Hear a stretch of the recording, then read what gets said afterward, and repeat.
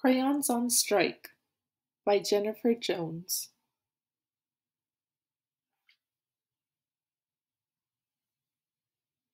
Of all the writing tools that are in the classroom hutch, we are the most colorful, but we're not thought of very much.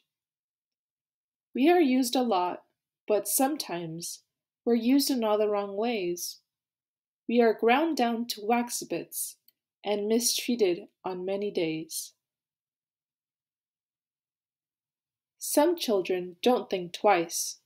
When they reach out for red, they hold him with their fingers and snap him on his head. Or when they twirl Violet, ripping her paper off all around. Violet loses her protective wrap when her label ends up on the ground. But Blue may have the worst of it, because often he's broken apart into tiny bits. He's sprinkled across the chair on which everyone sits. Can you imagine what it feels like to be sat on, crushed, or smushed? To be treated in a way that is hurtful and unjust. The worst was when we were left out, in the windows by the sun. We were forgotten about in the heat, until the day was done.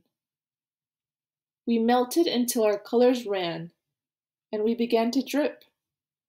But then we were thrown out, because we no longer had a tip. That's right, the dullest of the crayons were tossed quickly in the trash.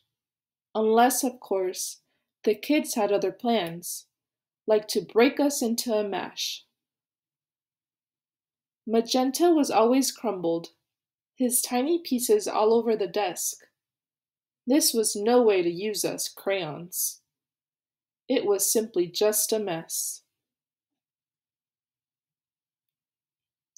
Well, one day, Yellow had had enough and said, "We won't stand for this anymore. Come on, crayons, let's go on strike. Let's go hide behind the closet door." The children were at lunch, so we had to swiftly act. They would return from the cafeteria and find us missing from the class. So we headed that way, leaving the color streaks on the floor. The children could no longer abuse us. We would not stand for this anymore. Sure, they would see the colors, leading to our hiding spot, but we would not tolerate it any longer. No, we decided we would not. The kids returned from lunch and we were assigned a coloring task. "Which colors will you use?" the teacher asked the class. The students had to draw their families, using as many colors as they could find. Each was given a blank sheet with nothing, not even dots or lines. They searched around their tables, but we were nowhere to be found. Then one student followed the colored lines that left a trail on the ground. "Crayons, come out, we need you," the boy declared to Brown.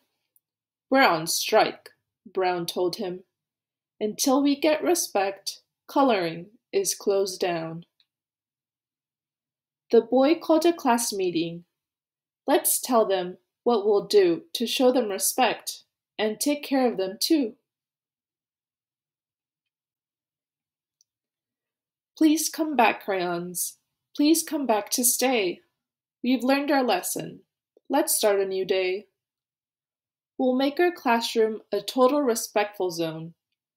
We'll treat our tools with care so you will feel right at home.